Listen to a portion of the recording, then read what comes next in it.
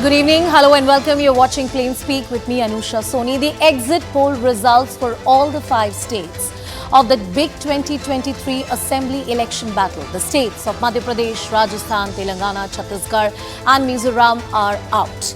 And the prediction of the 2 states in favor of the BJP, that's something I'm sure BJP will cherish. Pollsters also indicate that BJP will be in the lead in Rajasthan and Madhya Pradesh, while it suggests that Congress party might remain in power in the state of Chhattisgarh. Projections further suggest that the Congress might be dethroning BRS in Telangana for the first time ever since the formation of the state. As Madhya Pradesh and Telangana are seeing neck-to-neck fights, there is a sense of unease in the Congress camp. While the Congress party will try to prevent a 2018 rerun in Madhya Pradesh and keep its MLAs together if the numbers are too close and if it's a neck-to-neck fight, according to the party sources, Congress is keeping a close tab on all of its MLAs in Madhya Pradesh. And of course, they would want to ensure that the mistakes that were done last time are not repeated this time. The Congress party maintains that it's confident of a clean sweep in Telangana. But talks are on with the party for Plan B as well. Other parties, other political parties, they might need an alliance partner if the win is on a margin, if it's on a thin margin. MLAs are likely to be kept safe. I mean, the resort politics in this country is something which is an unfortunate yet an accepted reality. Karnataka Deputy Chief Minister D.K. Shivkumar has denied these claims, but the final results for the 5 assembly elections to Madhya Pradesh, Rajasthan, Telangana, Chhattisgarh and Mizoram to be declared on Sunday, December 3. That's the big day, and that will clearly be the semi-final before the 2024 final clash. Will it be an equalizer this Sunday, or will BJP have an edge over the others? Before we take that question to our guests, let's take a look at the multi-poll predictions of the various states and the key takeaways of those predictions. What exactly does it mean? One by one. Let's first talk about the state of Madhya Pradesh, the much anticipated fight between the BJP and the Congress. It has always been a two-party state between the Congress and the BJP. Axis Ma India giving a clean sweep to the BJP here in Madhya Pradesh. It was said that Kamal Nath will this time form the government. There's a strong anti-incumbency against Shivraj Singh Chauhan. The fact that there is no chief minister face that was projected is a problem for Madhya Pradesh. But if you look at these 2 polls, Axis Ma India and the CNX, even ETG, most of them seem to give a clear edge to the BJP. None of the polls for Madhya Pradesh have given that kind of lead. I mean, it's a neck-to-neck fight in 2, and here you can see a marginal lead. So either it's a clean sweep for the BJP, they will clear, very comfortably form the government, or it will be a neck-to-neck fight. But none of the pollsters are saying that it will be in some way a clean sweep for the BJP, for the Congress party.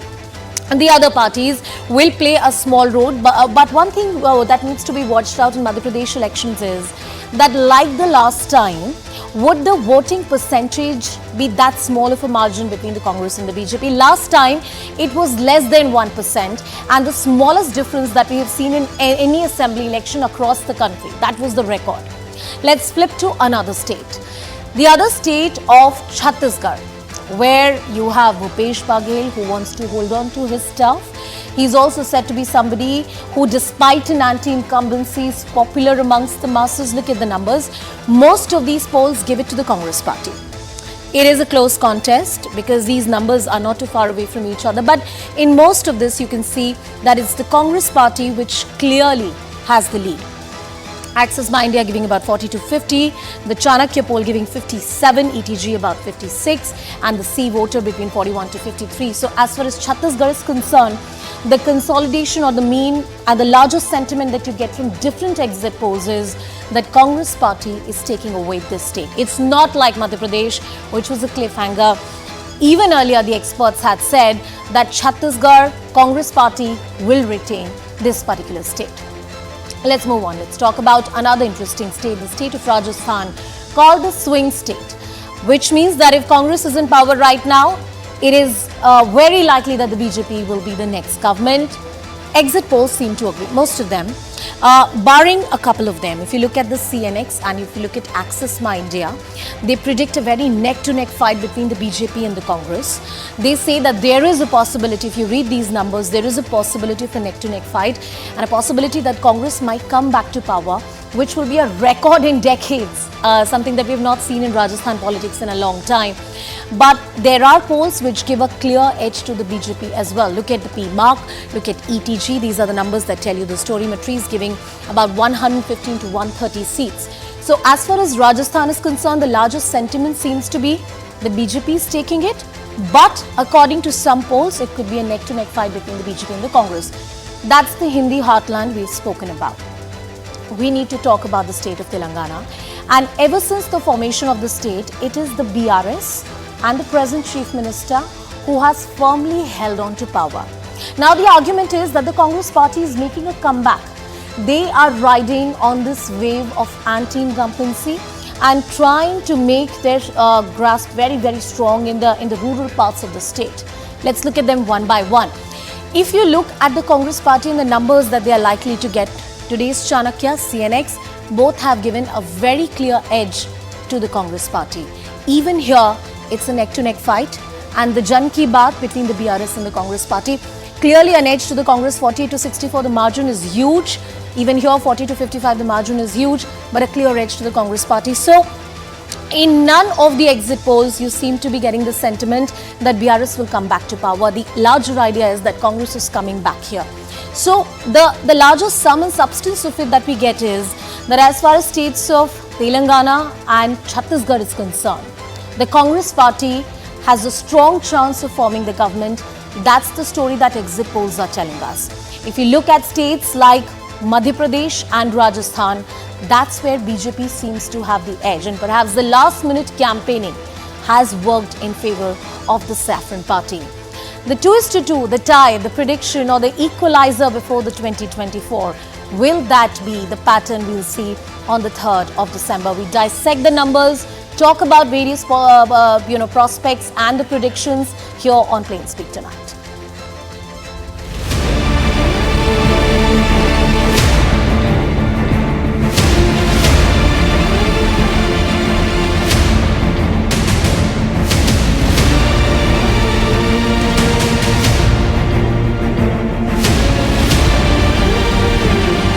महिला सशक्तिकरण का एक लंबा सफ़र है, जिसने बहनों के हृदय में एक अलग स्थान भारतीय जनता पार्टी के लिए बनाया।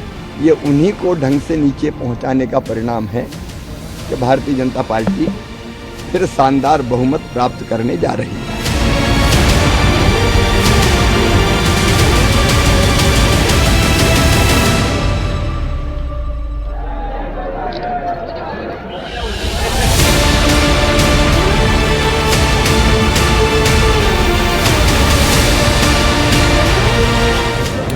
ಯಾರು ಕೊಟ್ಟಿಲ್ಲ, ಫೋನ್ ಮಾಡಿಲ್ಲ,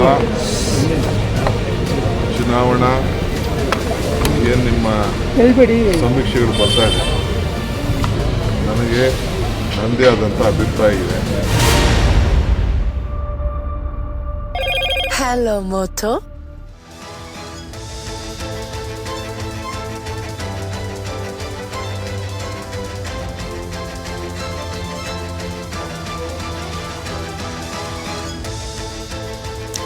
Will it be the equalizer before the 2024, or the 3rd of December will throw in a surprise? Well, we'll have to go by the exit poll numbers and make an informed assessment of what we can expect on the 3rd of December as the numbers start trickling in. Joining us on the broadcast is Mr. Tom Barakan, the national spokesperson of the BJP. We also have Mohammad Suleiman Khan, who is the spokesperson of the Congress party. We also have Savio Rodriguez with us on the broadcast, joining us on the broadcast. He's a journalist, a senior journalist and an author.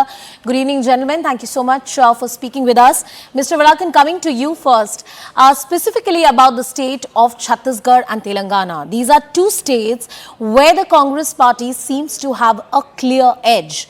It seems like that there is no anti-incumbency, and in Chhattisgarh, talking about there specifically, the party will come back to power. The BJP had very strongly and actively campaigned the fact that internal security is something that the BJP had spoken about repeatedly, yet the Congress is most likely to form the government. Well, that is the... Can you hear me? I can hear you, sir. Please go ahead.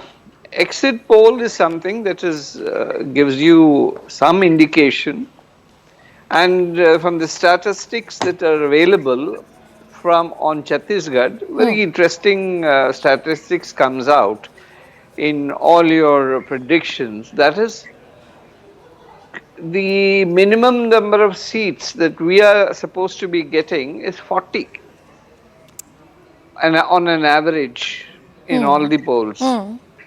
This is one state we did not have much of reckoning. And if we are going to get 40 seats, where is Congress going to go? I'm analyzing the statistics. Look, your figures say 40 seats where we did not have anything, and we are giving us 40 seats. Now, who's losing out? It's a clear indication that Chhattisgarh we are going to sweep. Now, I go by analysis of data given by you. I'm not going by my own data. Please examine the data. You will see them all giving us 40 plus seats. And where did this 40 seats come? In a state which needs 46 to win, you're giving us 40, not you. I mean, all these. I know what you're saying, sir, but these are also margins that the pollsters really put out. And to be fair, I mean, if you're talking about anti-incumbency against a sitting chief minister in a state like Chhattisgarh, then the sweep has to be far more stronger. Like it's been predicted in the state of Telangana. We also have Mr. Khalikur Rahman from the BRS joining us on the broadcast. Good evening, sir. I'll come to you in just a bit. Good evening. But Mr. Varakan, it seems like that in Chhattisgarh, at least, the Congress party holds very strong. In Telangana, there are strong chances that the party may form the government.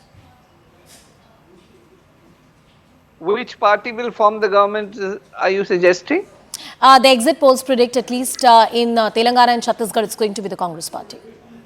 Well, interesting thing is the cutoff line is 60. And that's very thin ice, and you have to reach that 60. And if I was sitting somewhere predicting this, I would say 70 would be more comfortable, which I don't see the Congress gaining. Okay. So my assessment is Congress is definitely not forming government in Telangana. Now, who's forming government in Telangana? That I think some astrologers have to predict. But my reading is Congress is definitely not forming government in Telangana. Congress is not forming government in Telangana. Mr. Khalikur Rahman, you'd be happy to hear that from Mr. Varakan. But the exit polls are saying strong anti-incumbency against your party, and the Congress party is the biggest beneficiary. In fact, one thing is very clear that the Congress is not forming government in Telangana. This is a very correct statement by my co-panelist. And going by the exit polls, even in 2018, the exit polls were showing a clean sweep for the Congress party in Telangana. But you know what happened? We managed to get more than 90 seats, close to 100 seats. And today, the Congress, in fact, it's more of a hype, and the entire campaign has been overhyped. And exit polls don't really, give you the correct picture because it's all based on the sampling. And the sampling size will be somewhere around 100 to 150, which does not represent, the cross-section of the society. So it is the ground reality what one has to look at. In this 9.5 years, we have performed exceedingly well on all fronts, be it industry, be it agriculture, and we have always worked for the inclusive growth and the development of the state of Telangana. The first and the foremost challenge before us when we took over Telangana state in 2014 to resolve the power crisis and the farmer suicides, which we have been able to address very successfully. Today, in fact, the entire Telangana, we are providing the uninterrupted power supply to the industrial sector, to the domestic sector, to the agriculture sector. And we have been able to, control the suicides of the farmer because of our farmer-friendly policies. So these are the ground realities. And when it comes to the industry, our GDP, in fact, is the highest in the country today. And though we form only the 2.5% in terms of the population of the country, but we are contributing almost about 5% to the national GDP. Okay, so we are punching double our let me weight. take that to the Congress party as well. I'm sure Mohammed Suleiman Khan will have lots to say on this. So Khan Saab, when it comes to a party like BRS, which goes on to say, like Mr. Rahman has said, they have done a lot in the state, and the Congress party and their campaign is being overplayed. They will not form the government, they won't have the numbers, and there is no possibility of them having that number of seats, because there's a huge jump you'd have to take from what you performed last time compared to this time if you want to form the government. How confident are you, and what do you think will work for the party? Anusha, one thing, it's very writ large and it's been proved on your channel as we start this. My friends from BJP and BRS, how they have connived together to defeat Congress, what we have been saying in the election. This is what Rahul The Gandhi was communication saying. All right, we'll come to that. We'll come to that. I'll give both Anusha, gentlemen. everyone Please make your remembers point. how Yeah. Rahul Gandhi ji has, the whole campaign has said that either you vote for the BJP or the BRS. It's all the same, because they are A or B team of each other. Nobody knows which one is A and which one is B. One thing is definitely clear, and it's very much reflected in the exit polls as well, that Congress is forming the government in Telangana. BJP is not a player there. They have no relevance in Telangana. BRS is going to lose badly, and Congress is going to give you a surprise. Rather, I will say that during the campaign, see the rallies, see the people coming, the enthusiasm, the motivation, the hope which this country and the state of Telangana and the other four have been given by our leader, Mr. Rahul Gandhi. It was not so, hunky dory a year or so ago. It all started post September 2022, when Rahul Gandhi ji started the Bharat Jodo Yatra. And from there, people started to know him better. The propaganda, I'm sorry to say, the media houses, even the political class, the mainstream media has been, against him. He's one man who has fought this. We won Himachal, we won Karnataka, we are going to have 5-on-5 tomorrow. In Rajasthan, Madhya Pradesh, Telangana, Mizoram, Chhattisgarh, all 5 we are going to get. But when it comes to Madhya Pradesh, Mohammed Suleiman Khan, when it comes to Madhya Pradesh, it was expected that it could be a sweep for the Congress party. You in your campaign, the Congress party in its campaign had repeatedly said that, look, there's so much corruption, there's anti-incumbency against the BJP. Look at the numbers that have emerged. And I'm sure the Congress party has heard the last-minute rumors that have emerged in the last few days, the last few hours, that BJP seems to have gotten a lead in the last leg of campaigning. And that has worked in their favor. And Madhya Pradesh, even last time, was a neck-to-neck fight. Each vote in every constituency mattered. The voting percentage difference was less than 1%. It was very close. It could be the same this time as well. Anusha, now, elections are over. The EVMs are sealed. It's going to come after a day on 3rd of December. So I can just say, exit polls have their numbers different. There are contradictory numbers there. But most of the exit polls are showing Congress leading in all these 5 states. Some exit polls are also showing BJP leading in Madhya Pradesh or neck to neck in Rajasthan. But we are very hopeful. We have seen the campaign. We have given the policies, pro-people policies, welfare policies, promised and delivered in states which we were ruling actually. Rajasthan, Chhattisgarh, and Madhya Pradesh and Telangana and Mizoram, we have promised that we are going to deliver, and we have done this in the past. So we are hopeful that we are going to form the government. But very important point I want to make. Now, what we have seen 2 days ago, that in Balaghat district, postal ballots have been opened before the counting has actually begun. Manipulation of the EVMs, or not the EVMs actually, the postal ballots have started. Nobody knows what's happening with the EVMs. We have complained to the Election Commission. So these exit polls with these manipulations going on under the watch of the Election Commission. All I would say is that if there is a serious problem that has happened, raise it to the Election Commission. But I don't think we should not. Postal ballots can be opened before the actual counting begin. What is left? That is what we have been saying. So there's an official complaint. So democracy is under threat under BJP and Modi. So that's the narrative I have a huge problem with. The Election Commission in this country, whether it was under the Congress government or right now under the BJP. God. this looks so silly when you say all this. We are not in power for 10 years. Can I please BJP finish my has been. sentence? Will you give And- me the courtesy and to finish my constitutional sentence, sir? institutions have not been Sir, will you give me the courtesy to finish my sentence before calling my argument silly? Is that a very gentleman-like argument to make? I have seen with my own eyes in district Rampur, my district UP, Huh. December of 5, 2020, police personnel and administration beating voters, not to allowing them to vote so that BJP win that by-election in the assembly, and they have won. I'm waiting for you to let me finish my sentence. I'm waiting for you to let me finish my sentence. All right. So, Mr. Khan, the deal is the argument that I was making was that to hold elections in a country like India has been a complicated task, and it has been a tricky task. You are saying so why don't you let me finish and make my argument? I take huge offense to this. You can't speak over me like that. I never speak over my guests. You are speaking over me. Don't defend BJP. I am not defending BJP. I'm talking about election commission. No, I refuse, and I will not allow you to jeopardize the debate like this. Mr. Savio Rodriguez, why don't I come to you so that the tempers calm down a bit?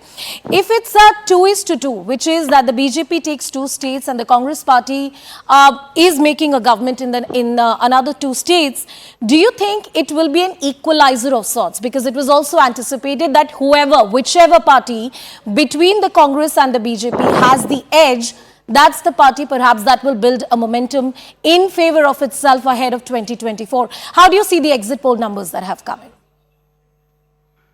So I primarily look at the exit polls as a trailer to the actual picture that will come out on December 3rd.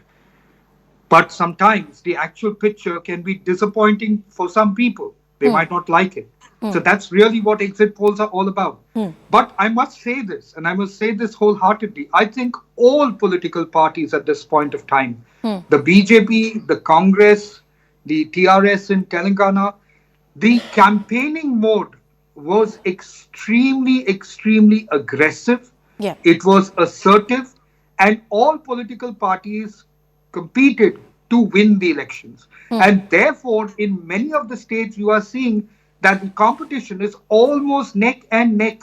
In fact, Congress also picked up tremendously. As a Congress spokesperson was talking, they picked up tremendously. If you were to ask people about 6 months ago, a lot of them said that the Congress might not do too well. A lot of people were saying the same about the BJP, but the BJP picked up as well, which is why you see Madhya Pradesh faring fairly decently. And it could go either way, right? So what is the message? The message is that I think these 5 elections are warming up all political parties for Lok Sabha 2024. Because Lok Sabha 2024, BJP certainly has an edge as far as the center-based politics are concerned. And they have a very tall leader in Prime Minister Narendra Modi, who is definitely going to try and aim to touch the 400 seat mark in the Lok Sabha election. So there's going to be extreme aggression from the other end. As far as the opposition party that have come under the Indie alliance, they will be looking at trying to beat Narendra Modi. But the challenge that they are going to be facing is trying to come together. So I feel that at the end that INDI alliance will have a break post the results of this election. And that but why do you say that there would be a break post the elections? What are the key reasons you argue that case? Okay, let me give you an example. Let's assume for a moment Congress does extremely well. Okay. If Congress does extremely well, the cadre in the Congress will gain the confidence that they do have a considerable voter base in key areas across different states in India. And therefore, instead of depending on everybody else, like let's say the Aam Aadmi Party, for example, Aam Aadmi Party and the Congress are almost eating each other's votes in areas where they're competing with each other. So it wouldn't make sense for Congress to compete with AAP at that point of time and be a part of the India alliance.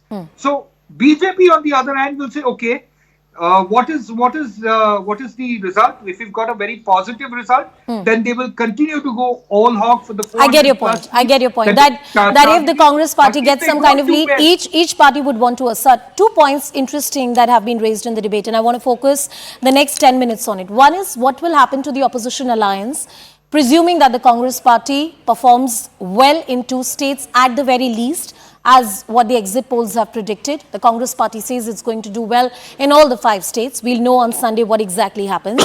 The second is the kind of narrative we just heard from Mr. Khan, which is about, look, there are huge problems in polling. Look, Election Commission is not doing its job. I'm not saying that any institution, any democratic institution in this country is without its flaws. There shouldn't be complaints or we shouldn't criticize it. I think that's what forms the fulcrum of democracy in our country, Savio. But it seems like that each time before the results are about to come, there is a narrative which is being built up that, look, everything is so wrong and Election Commission is compromised. EC is not compromised when Congress party swept Karnataka because the voters voted in favor of the Congress party. But it suddenly becomes compromised each time the party ruling at the center is forming the government. How faulty is this narrative in your understanding? Savio.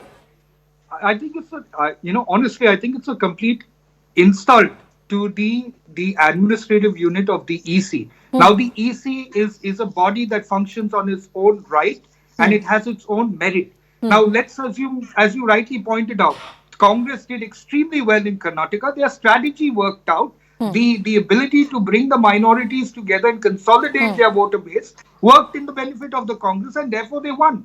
Did you find any of the Congress leaders or any of the opposition leaders at that point of time raising objections to the EVMs? The answer is no. So the objections to the EVM only happen when the BJP wins the election. So the narrative is not going to work in the long run. You see, Congress should learn from Karnataka because they did something right in Karnataka. Exactly, They Mr. Khan. So right the election commission, commission was not compromised in Karnataka, but it seems to be compromised somewhere else. I mean, I want to understand that because each time an argument is made, either the anchor is somebody's spokesperson or they are compromised, but you don't want to deal with the argument on the merit, and I would appreciate if you deal with the argument on merit, sir. No, I'll deal with the argument on the merits. Sure. First of all, tell me who are the election commissioner, who appoints them. We have been saying that the election commissioner should be independent. Supreme Court said it. Now they are bringing, why BJP is so uncomfortable if the election commission is independent and the chief election commissioner and the state election commissioners are being appointed by an independent body, which is unbiased. Why the Prime Minister and the leader of the House and the CJ are in the committee with the new law? Supreme Court has said it should be independent. Why so much of discomfort? So that is the reason we say this. As far as Karnataka result or Himachal result, where we have won. Sir, can I ask you one question? Sir, can I ask you one question? Okay, finish your point. Finish your point. Let me reply. Yes, I'm finish just your replying point. to the first question. Yeah, finish your Where we win. No, whenever we have raised this issue, like Balaghat, it's clear. It's on all the mobile phones, on social media. We have complained. Should we say everything was very good? It's fair. We should say that there's some good that you said that. going on. Good that you complained. It's the right thing to do. Am I wrong? No, I'm saying it's the right thing to do, but then to make a broad brush generalization that election commission is compromised is another thing. Now, before I go to Mr. Tom Varakan and Mr. Khalikur Rahman, no, sir, one question. I am alone. Mr. Khan, one question. Let me complete. What was the procedure of appointment of the election commissioner before the Supreme Court judgment? I am alone. Before the Supreme Court. No, there is nobody against you, sir. There's nobody against you. Make your point. See, we are all independent. No one is supporting anyone here. Exactly. So let us maintain that decorum. That if I have seen with my own eyes on 5th of December. I think you've made your point, sir. We have to move on. Mr. Khalikur Rahman, coming to you. Do you vouch for this narrative?